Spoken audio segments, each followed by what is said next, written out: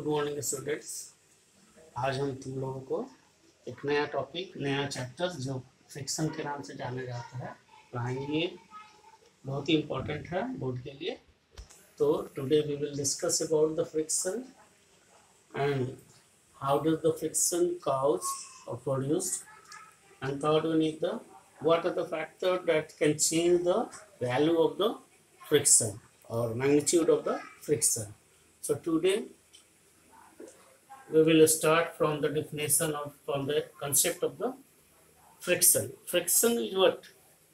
When we move on the earth, then we see that our legs touch with the surface of the earth, and then we move.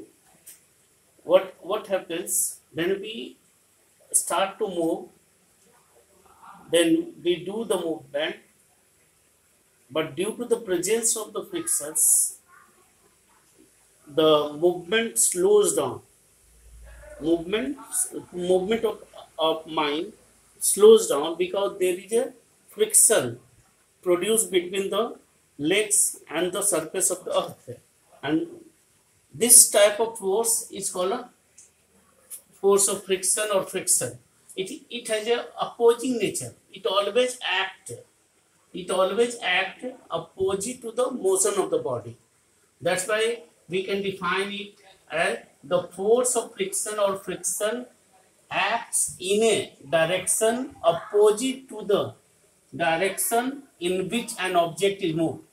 Suppose करो कि body इस ओर move कर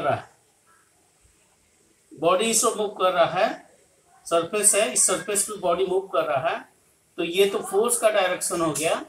लेकिन इसके just opposite यहाँ F1 जो है force of friction है, जो कि मूवमेंट ऑफ द बॉडी के अपोजिट लग रहा है, और जिसके कारण से बॉडी जो है, कोई भी बॉडी जो है वो बैलेंसली मूव करता है।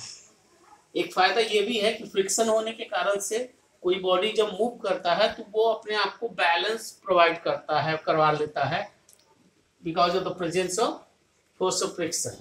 So here we can define easily that the force of friction is a type of friction, or is a friction that acts in a direction opposite to the direction of the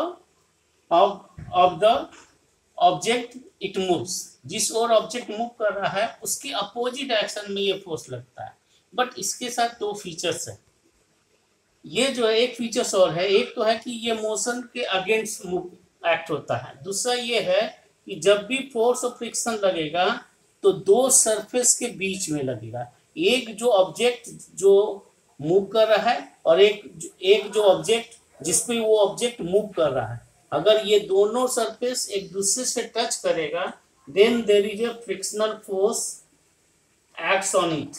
अगर दो surface आपस में एक दूसरे से touch कर रहे हैं, एक मूवमेंट करने वाला, एक जिसपे वो मूवमेंट कर रहा है, अगर दोनों का सरफेस एक दूसरे से इंटरेक्ट होगा, then there is a force activates between the two surface. It is a necessary essential condition that force of friction is always act between the two surfaces of the body, and second one is that it always against the motion of the body. The direction of the friction is always against the direction of the movement of the body. But how does the friction produced? ये question आ सकता है कि friction होने का कारण क्या है। तो हम सभी देखते हैं, सपोज करें कि ये एक है सरफेस, ये स्मूथ सरफेस है, इसके जगह पे हम कोई कार्डबोर्ड का एक सरफेस ले लें, तो दोनों का सरफेस में कौन सा सरफेस जो होगा ज्यादा स्मूथ होगा? ये वाला सरफेस।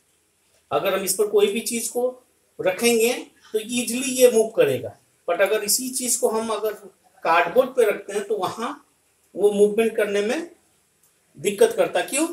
क्योंकि हर सरफेस को अगर हम माइक्रो लेवल पे अगर ऑब्जर्व करें, then we saw that some groups are present on the surface of the objects.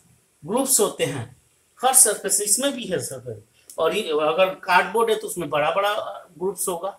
तो जब कोई बॉडी एक सरफेस पे मूव करता है तो ये इस बॉडी का ग्रुप और सरफेस का ग्रुप दोनों क्या होता है, एक दूसरे से इंटरलॉक हो जाता है, और जैसे ही इंटरलॉक होगा तो क्या होगा, वहां पे फ्रिक्शनल फोर्स लगेगा, क्योंकि बॉडी को वो आगे मूव करने नहीं देगा, और यही फोर्स जो है जो बॉडी को आगे क्यों मूव नहीं करने दे, ऐसे ही फोर्स को हम लोग फ्रिक्शनल फोर्स कहते हैं। तो ये जो काउज है फ्रिक्शन का, वो काउज क्या है, the friction is cause by the interlocking of the irregularities, that groups is called irregularity that present in every surfaces of the objects.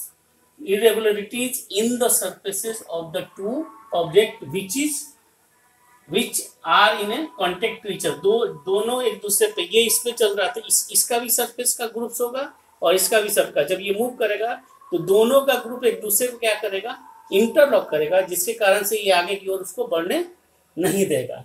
ये है कारण फ्रिक्शन प्रोड्यूस होगा। किसी भी ऑब्जेक्ट में फ्रिक्शन कैसे प्रोड्यूस होता है।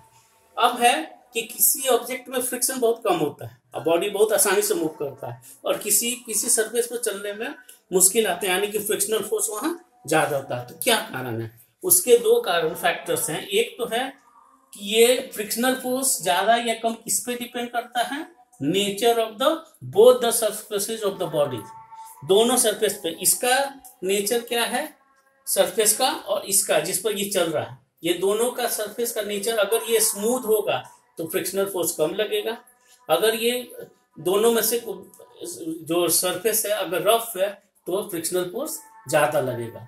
ये डिपेंड करता है तो nature of the both the surfaces of the body. And second one, force with which two object are pass press together. कहता है कि अगर हम एक इस ऑब्जेक्ट है, कोई ऑब्जेक्ट लिए और इसको इस पे मूव करा रहे हैं, तो ये तो हल्का है, तो ये क्या होगा, इसमें फ्रिक्शनल फोर्स कम लगेगा, बहुत आसानी, थोड़े से फोर्स अप्लाइड करेंगे ये मूव करेगा। और इसी के जगह पे हम कोई भारी चीज को ले लें और उसको रखकर चाहे कि उतना ही फोर्स लगाकर इसको मूव करना चाहे, तो क्या होगा, ये आसानी से मूव नहीं करेगा, क्योंकि वेट उसका ज्यादा होने के कारण से फ्रिक्शनल फोर्स ज्यादा हो जाता है, और जिसके कारण से बॉडी जो है उतना ही मैग्नीट्यूड का फोर्स लगाए जो हम इस पेन के केस में लगाए, उस केस में ये मूवमेंट नहीं करता। तो ये दूसरा जो फैक्टर है कि the factor with which the force with which two surfaces are press to each other, ये दो जो है सरफेस, मैंने फोर्स जो कोई बॉडी किसी सरफेस पे, कोई बॉडी कितना हल्का है कितना भारी है, उससे उसका फोर्स डिपेंड करेगा, क्योंकि वेट जो है फोर्स को बताता है, और जिसके कारण से जिस बॉडी का वेट ज्यादा होगा उसका फ्रिक्शनल फोर्स भी ज्यादा होगा। That's all in today's class. Tomorrow we will explain more about the friction. Thank you.